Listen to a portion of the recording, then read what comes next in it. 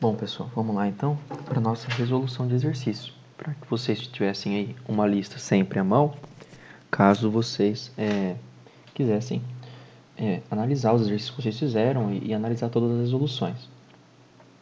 É lógico que vocês podem continuar tirando dúvida comigo, mas é uma maneira de ajudá-los aí a manter os estudos e conseguir fazer os exercícios.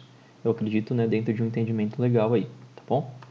Então, vamos começar aqui, pelo primeiro exercício, um exercício sobre KPS. Ele fala assim, a tabela ao lado mostra várias substâncias, seus respectivos produtos de solubilidade, que é o KPS, a 25 graus Celsius. Assinale a alternativa que contém a substância que apresenta maior solubilidade em água. O que é uma maior solubilidade? Maior solubilidade é quem tem o maior KPS. Quem tem maior KPS aqui é o cara mais solúvel. Como que você vai analisar isso? Cuidado, não olha para esses números aqui. Isso aqui é a última coisa que você olha. Você olha primeiro para os expoentes. Quem tem o menor expoente aqui nesse caso, pode anotar isso se quiser. O menor expoente é igual ao maior número, ou maior valor. Então, quem tem o maior valor aqui é esse cara que tem 10 a menos 5 como expoente. Então, o cara mais solúvel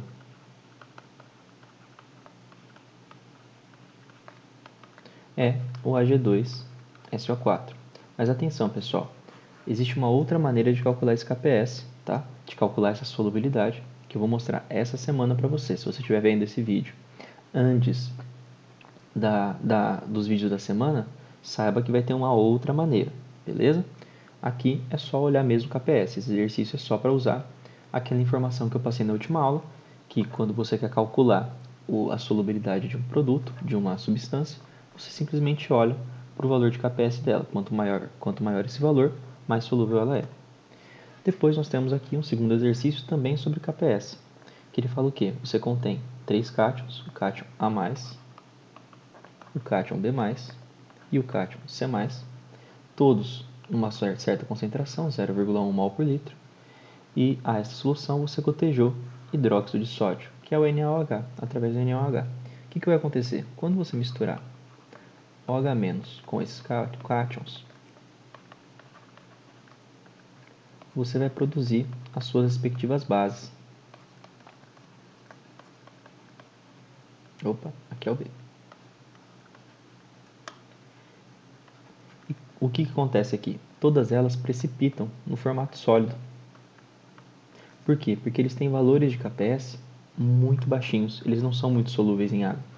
Então eles acabam sempre formando aí esse precipitado que é uma base.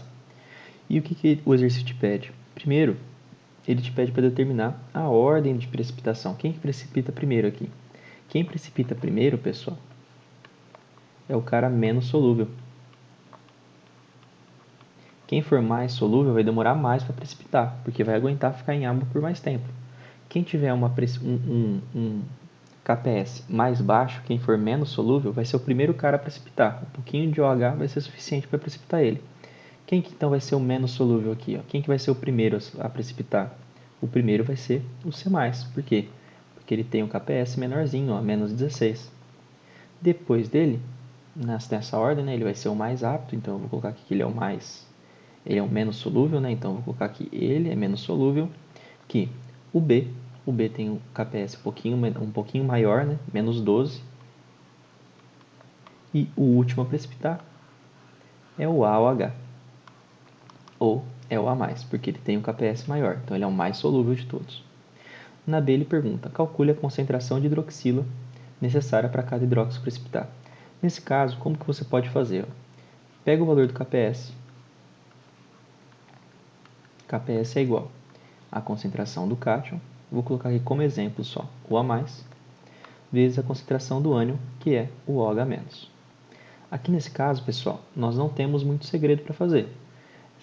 A única coisa que vocês têm que imaginar é o seguinte, a mesma quantidade de cátions que está em solução é o que reage com a quantidade de ânions, OH-, para virar essa sua base aqui.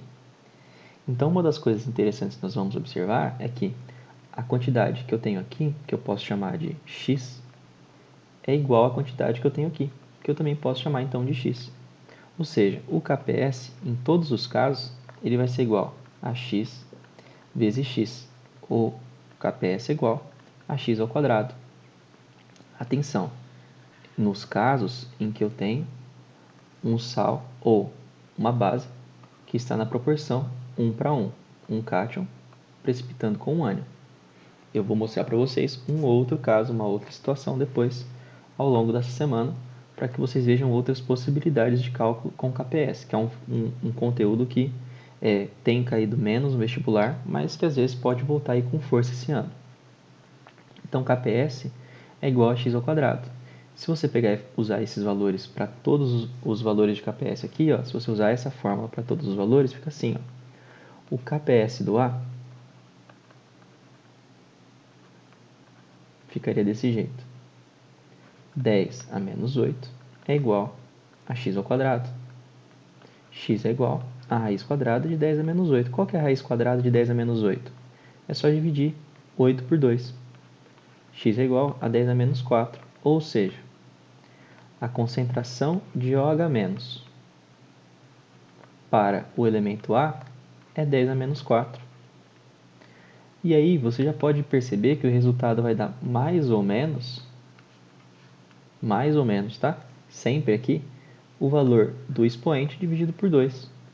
A concentração de OH- relativo ao cátion B vai ser 10 a menos 12, a raiz quadrada de 10 a menos 12, que é 10 a menos 6. E ainda, vou colocar aqui em cima, ó, a concentração de OH- para o C vai ser a raiz quadrada de 10 a menos 16, que é 10 a menos 8. Tudo isso, pessoal, é concentração. Então, esses valores estão todos em mol dividido por litro. Mol por litro. E aqui também, mol por litro, tá? Então, esses aqui são os valores que você deveria ter encontrado para as suas soluções. No próximo exercício, calcule o pH de uma solução 0,001 mol por litro de ácido clorídrico. O ácido clorídrico é um ácido forte, então o pH dele vai ser igual à concentração de OH-, de H-, de H+, oh meu Deus, de H+, que é 0,001 mol por litro. pH vai ser igual a isso, ou melhor, vamos usar a fórmula completa. Que a fórmula completa é o que vai explicar melhor. pH é igual a menos logaritmo de base 10 da concentração de H+. Como o HCl é um ácido forte, a concentração dele é igual à concentração de H+. Então, o que eu posso dizer? Ó? HCl é um ácido forte. Portanto, isso aqui significa portanto, eu digo que a concentração de HCl é igual à concentração de H+. Beleza, pessoal? Só um comentário, só um adendo aqui. Ó. Então, o pH vai ser menos log da concentração de H+, que é, nesse caso, deixa eu, em vez de ficar repetindo fórmula, vou colocar já o valor, que é 0,0001. Como que eu calculo isso? pH igual. Coloque isso daqui em base de 10, menos log da concentração de 10 a menos 4. Como que eu faço? Como que eu sei que é menos 4? Olha só, minha vírgula vai andar 1, 2, 3, 4 casas para formar o 10. Então, a concentração é 10 a menos 4. E agora que vem a conta super difícil do cálculo. Eu vou deixar em amarelo mesmo. Do cálculo do pH. Se aqui em cima eu tenho menos 4 e aqui eu tenho menos log, e eu tenho só o 10 aqui no caso, né? O meu pH é igual a 4. Simples assim. E essa é a conta para saber o pH do ácido clorídrico. E para finalizar, assinale a opção que apresenta um sal que, quando dissolvido em água, produz uma solução aquosa ácida. Então, eu tenho que simplesmente aqui olhar para os ânions de cada sal e saber se o ânion dele forma um ácido forte ou se forma um ácido fraco. O ânion é sempre o cara que está à direita, tá? Então, são esses caras que eu estou grifando, exceto o acetato de sódio, que isso daqui é um caso particular da química orgânica, que depois, em algum momento, esse ano eu devo explicar para vocês. E o ClO4. O que você teria que saber, pessoal? Aquelas regrinhas clássicas de classificação dos ácidos. Se você olhar para cá, ó, flúor é um ácido moderado. Ele forma um ácido moderado. O CH3COO, que é esse ânion aqui, é o cara que forma o vinagre.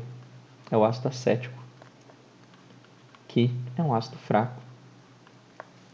E o ClO4, ele é um ácido que quando ele coloca aqui, é um ácido que é exceção à regra. Apesar dele fazer uma contagem, esse ânion aqui, ClO4-, fazer uma contagem de oxigênios muito maior do que 2, ele também forma um ácido fraco.